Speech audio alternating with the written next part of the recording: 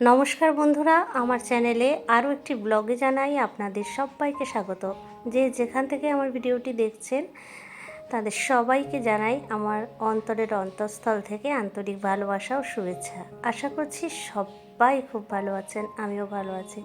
আজকে আমার সদ্য কেনা অ্যাগ্লোনিমাটার প্রোপোগেশনটা শেয়ার করব। তো আমি দেখুন, যেখান থেকে একটু কাণ্ডটা শক্ত আছে সেখান থেকে অ্যাগ্লোনিমাটা অনেক লম্বা হয়েছিল, তো সেখান থেকে কেটে নিলাম। কেটে নেওয়ার কারণটা হচ্ছে, আমি যদি কেটে নিই তাহলে সাইড দিয়ে আরও ঝাঁকড়া হয়ে গাছের ছোট ছোট চারা বেবি প্ল্যান্ট বের হবে, আর এই গাছটা ঝোপালো দেখতে হবে। যেহেতু এটা আমি লম্বাই কিনেছিলাম আর এটা অনেক লম্বা হয়ে একটু নুয়ে যাচ্ছে, তো তার জন্য ওটা কেটে নিলাম।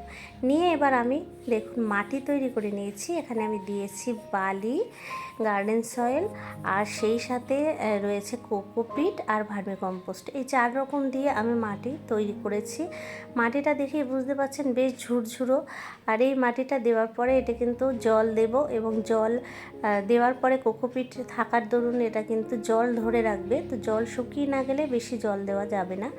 ডাইরেক্ট সানলাইট না রেখে একটু অল্প সূর্যের আলো আসে, মানে পুরো লাইটই হবে কিন্তু সূর্যের ডাইরেক্ট তাপটা একটু কম থাকে, সেইখানটায় রাখা ভালো। আর এই দেখুন আরেকটা গাছ আমি বানাবো এই কাটিংটা দিয়ে, যার জন্য এটা কাটার আমার আরও একটি উদ্দেশ্য।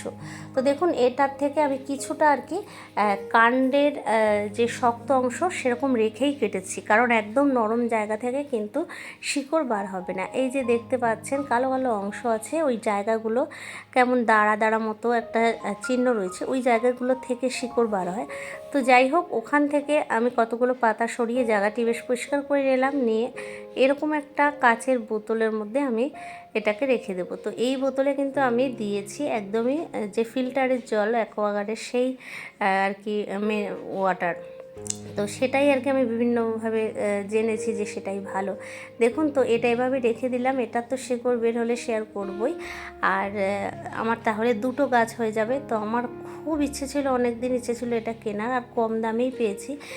এইটা আশা করব যে এটা সারভাইভ করে যাবে, কিন্তু ছোট গাছটিও কিন্তু কোনো তাতে ক্ষতি হলো না, আরও ঝোপালো হয়ে উঠবে। দেখা যাক কী হয়, অবশ্যই আপনাদের শেয়ার করব। আপনারা ভিডিওটি ভালো লাগলে লাইক করবেন, কমেন্ট করবেন, সাথে থাকবেন, শেয়ার করে দেবেন বন্ধুদের মাঝে। আর আমার ভিডিওগুলি ভালো লেগে থাকলে আমার চ্যানেলটি সাবস্ক্রাইব করে আমার পাশে থেকে যাবেন নিত্য নতুন ব্লগ ভিডিওর জন্য। আজকের মতো ভিডিওটি এখানেই শেষ করছি। সবাই ভালো থাকবেন, সুস্থ থাকবেন। টাটা বন্ধুরা।